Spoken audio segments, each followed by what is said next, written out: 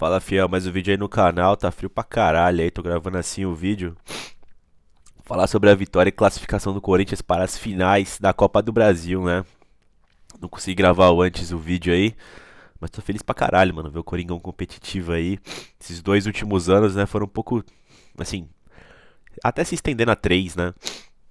Um pouco triste aí não ver o Corinthians segurando entre os maiores times do Brasil aí, brigando pelas competições, né? Por mais que não vá vencer, é muito legal você ver seu time ali nas semanas decisivas, né, parando o país, cara, eu tava sentindo muita falta disso. Porque assim, principalmente 2021, cara, bom, quando a gente tava caindo pra Atlético Goianiense, cara, pra América, sim, totalmente broxante isso, né? Mas enfim, vamos falar de coisa boa aí, cara. Corinthians 3, Fluminense 0, direto da Neoquímica Arena, né? Eu falei há 3 semanas atrás, né, o quão puto eu tava com esse negócio da mídia falando que o Fluminense era favorito, tá ligado? Não é porque deu certo, não, mas assim, desde o princípio eu coloquei o Corinthians como favorito, mano. Dá licença, cara. Assim, o Corinthians não está tendo grandes performances. Isso não quer dizer, e não quer dizer que não credencia o time a ser um dos favoritos em determinados jogos. Por exemplo, o Corinthians não é favorito contra Atlético, Palmeiras e Flamengo atualmente. Mas eu acho que é favorito, ou pelo menos joga de igual para igual com todos os outros times do Brasil, cara. Seja São Paulo, seja Fluminense, seja Internacional. Acho que o Corinthians tá num pé de igualdade ali com o Inter, mas eu acho que ele é mais forte que o São Paulo, né? O São Paulo iguala na raça ultimamente, né? Mas assim, não deixa de ser a equipe favorita. O elenco do Corinthians usualmente tá sempre com 5, 6 desfalques. E aí assim, ou você não tem um time titular competitivo ou você não tem um banco de reservas. E aí você fica nesse dilema, né? Então, assim, quando o Corinthians tem todas as suas peças à disposição, frescas ali, como o VP fala, o Corinthians tem sim um bom time e pelo menos 3 ou 4 substituições interessantes ao decorrer da partida, né?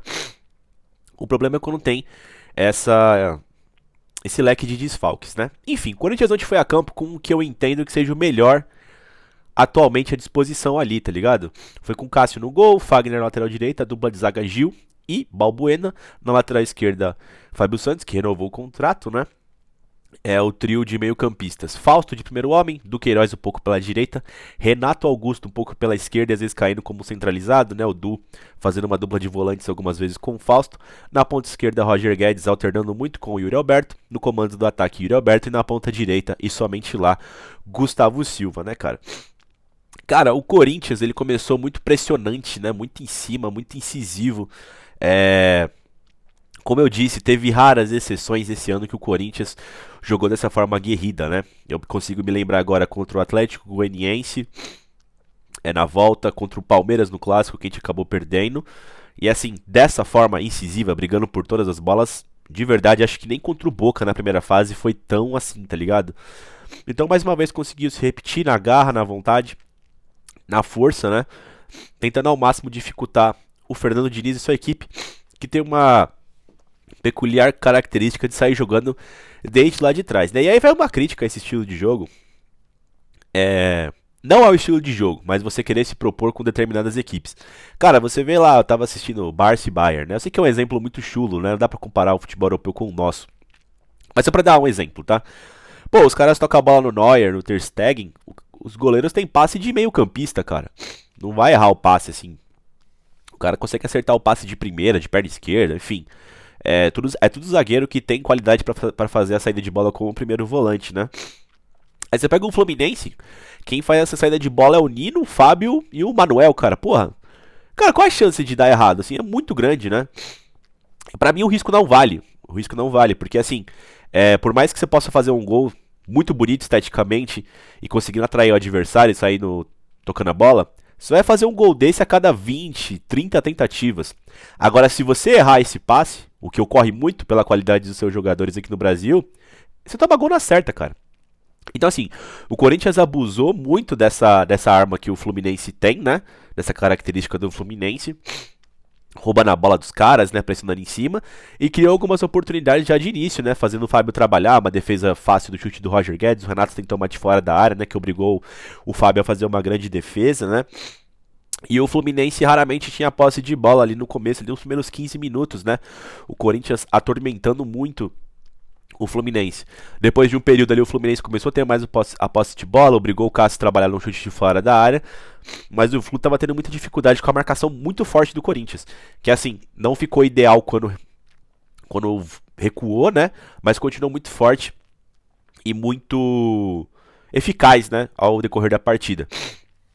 E numa jogada clássica do Fluminense, que foi sair com o Fábio, né, cobrando um tiro de meta de forma no mínimo irresponsável, né, por esse estilo de jogo, o Balbuena se adianta bastante, né, consegue dar uma cabeçada quase do meio campo, a bola para no Roger Guedes, que dá só uma ajeitadinha, e o Renato Augusto pega com muita felicidade um baita gol, né, o Renato é um daqueles jogadores que faz essa jogada parecer fácil, né, ele quando tem o espaço aberto ali na frente da grande área, porra, é meio gol, né? Ou você já classifica como uma chance perigosa, porque geralmente ele acerta o gol, obriga pelo menos o goleiro a fazer uma grande defesa, né? E o Fábio adiantado também, né? Por ter saído daquela forma displicente, não conseguiu correr para pegar a bola. Corinthians 1 a 0, grande ajeitada do Roger Guedes e que finalização do Renato Augusto, né? Que fez gol na ida e na volta, né? O Renato que ficou, não conseguiu jogar contra o Inter, tava com uma dor do joelho, parece, né? Jogou um período do tempo, uns 20 minutos contra o São Paulo e começou a partida contra o Fluminense, né? Como eu disse, quando você tem esses jogadores à disposição, o Corinthians muda muito de patamar. Jogar com 3 volantes fica muito complicado para qualquer tipo de armação. Então você precisa pelo menos de um meia nessa trinca, né? E por mais que o Juliano não esteja numa boa fase, você tendo ele no banco fresco, é claro que ele não vai ser do mesmo nível do Renato Augusto.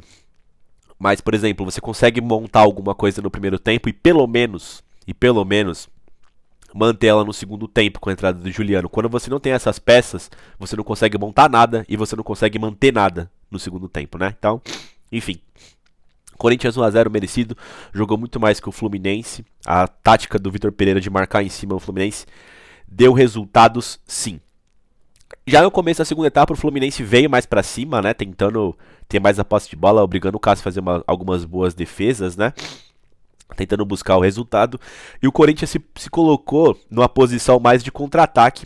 E esses contra-ataques saíram e muitas vezes.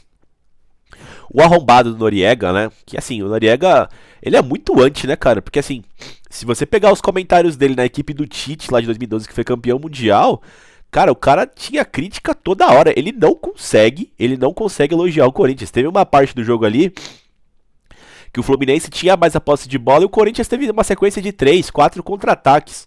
E assim, perdeu o gol porque foi desleixado. E ele tem a cara de pau de falar que o jogo tá igual. Pelo amor de Deus, cara. Porque assim, eu já vi inúmeras vezes o Corinthians nessa situação do Fluminense e ele falando que o outro time tem mais chance de ganhar. Então assim, quando é que o Corinthians é completamente diferente a análise desse pau no cu, né? Enfim. Só aí, deu uma desabafada, né? Que esse cara me irrita muito, cara. Clubistão lixo, mano. Paga de imparcial. Enfim. O Corinthians teve uma série de chances com o Roger Guedes, com o Yuri Alberto, contra-ataques com o Gustavo Silva, com o Duqueiroz também, que era só ele rolar pro Gustavo Silva pra matar o jogo, e não teve ali a capacidade de ver ali. Então assim, o Corinthians estava abusando um pouco dessa sorte ali, desse formato de jogo, porque tinha que aproveitar. É o que eu falo, não tem problema de você jogar no contra-ataque, cara, é a arte da defesa. Só que você tem que oferecer perigo para o adversário, o Corinthians está oferecendo, mas você precisa matar logo o jogo, né? É uma fórmula que o Palmeiras usa muito, esse Palmeiras é super campeão aí, né, cara? E o Corinthians cansou de usar com o Fábio Carille e o Mestre Tite, né, cara? Enfim. E aí, o gol sai numa hora que foi muito interessante, né? O Corinthians começou a recuperar a posse de bola. Não saiu nesses contra-ataques inúmeros que o Corinthians teve. O Corinthians começou a ter mais a posse de bola numa troca de passes linda, cara. Eu acho que rodou com todo mundo do time, exceto o Cássio, se eu não me engano, até chegar aos pés do Juliano. Tabelas, infiltrações, uma ótima tabela do Adson com o Yuri Alberto, que encontra ali o Juliano, que tinha entrado, né? Corinthians, em determinado ponto do segundo tempo, ele entra com o Juliano no lugar do Renato, cansado, tira o Guedes e põe o Matheus Vital, e tira o Gustavo Silva e bota o Adson, né? Pra deixar a equipe com energia pra tentar matar o jogo nesses contra-ataques. E acabou saindo de uma forma um pouco diferente, né? Numa troca de passes, o Juliano invade a área, infiltra a área, chuta na saída do Fábio, e o Corinthians mata o jogo 2 a 0, né? Explosão da Fiel, né, cara? Garantindo essa classificação para as finais da Copa do Brasil.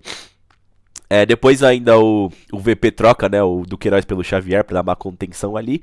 E sai outro gol também, numa troca de passes ali, tem uma saída errada do Fluminense. O Corinthians chega com muita tranquilidade. Adson cruza na área, o Felipe Melo, lixão, né, ex-porco aí. Faz o gol contra, Rufi, né. Faz o gol contra, sacramentando essa noite maravilhosa em Itaquera pro Coringão, né, cara? Corinthians 3, Fluminense 0. Era um resultado que eu queria muito que acontecesse. Eu não sou muito fã assim, de resultados elásticos. É claro que eu gosto, né, de golear. Mas eu acho que um 2 a 0 aquele que você não deixa o adversário respirar, esse tipo de resultado molda caráter, né? Ou aquele 1 a 0 para deixar todo mundo ali em alerta sempre, né? Sem subir a cabeça, também é muito importante. Mas contra esse Fluminense, onde a mídia e vários comentaristas aí de YouTube falando uma pá de merda aí, de que o Fluminense era favorito, eu queria muito. Porque pra mim, a diferença no placar, de verdade, pra mim mostra muito a diferença desse Corinthians pra esse Fluminense, cara. Então assim, ficou de bom tamanho.